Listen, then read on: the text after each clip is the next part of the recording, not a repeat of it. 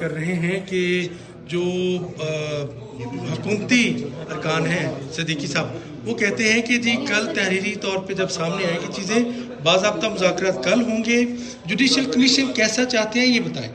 بسم اللہ الرحمن الرحیم۔ دیکھیں جی کل ہمارا باقاعدہ اجلاس بھی ہوگا، پر ہم نے واضح طور پہ یہ گورنمنٹ کو بتایا ہوا ہے اور ان کو ہم نے کہا تھا کہ آپ منٹ بھی کر لیں، یہ کوئی نئی چیز نہیں ہے۔ اسیران کی رہائی جوڈیشل پروسیس کے ذریعے، نہ ڈیل نہ ڈھیل، دونوں چیزیں واضح ہم نے کی ہوئی ہیں۔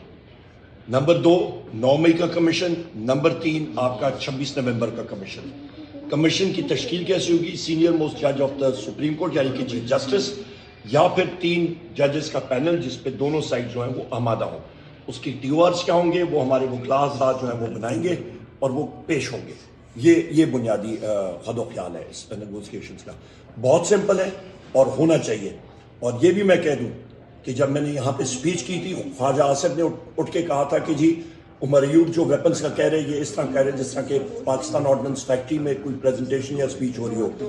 تو آج جا کے جو یونائٹڈ اسٹیٹس کے سینٹ میں جو ان کا ڈیفنس سیکرٹری ہے، اس کی کنفرمیشن کے دوران جو اس سے سوال جواب ہو رہے ہیں، اس سے یہ پوچھا تھا کہ آپ کے M16 سب مشین گن میں آپ کی جو M16 اسالٹ رائفل ہے اس کی میگزین میں گولیاں کتنی آتی ہیں، اس نے اس تک کا جواب دیا، اور وہ امریکہ کا سیکرٹری ڈیفنس ہے۔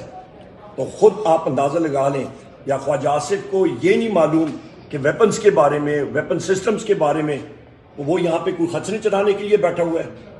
یہ مطلب اس کو ذہن میں رکھنا چاہیے۔ جی خواجہ آصف کو تو اپنے ڈپارٹمنٹ کا کچھ پتہ نہیں ہے، وہ شرم کرے جا کے یونائٹڈ اسٹیٹ سینٹ میں جو سیکرٹری آف ڈیفنس کی کنفرمیشن ہیئرنگ ہو رہی ہیں اس کے بارے میں جو اس سے سوالات پوچھے جا رہے تھے، مائنیوٹس ڈیٹیل میں جواب دے رہا تھا۔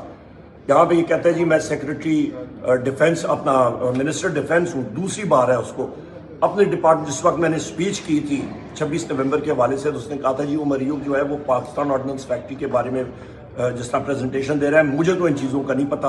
او بھائی تمہیں اس چیزوں کے لیے نہیں پتا تو فوج میں ایک پوری ایک ہوتی ہے یونٹ ہوتی ہے جس کو اینیمل ٹرانسپورٹ یونٹ کہتے ہیں، وہ سیاچن، کارگل اور ان جگہوں کے لیے انہوں نے خچریں پاری ہوتی ہیں کہ بم بارود، کھانا پینا جوانوں کے لیے، افسروں کے لیے وہاں پہ لے کے جائیں فارورڈ مورچوں پہ۔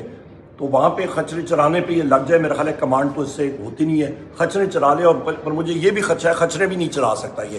سر کل کی بیٹھک سے کتنا آپ متفق ہیں جو کل بیٹھک ہونے جا رہی ہے، اس میں کوئی رزلٹ سامنے آئے گا؟ ہماری طرف سے پورا ہم لوگ گڈ ول جسچر کے طور پہ ہم لوگ جا رہے ہیں۔ یہ نیگوسیشن کا پروسیس تو وزیر اعظم عمران خان صاحب نے شروع کیا تھا۔ بہت شکریہ۔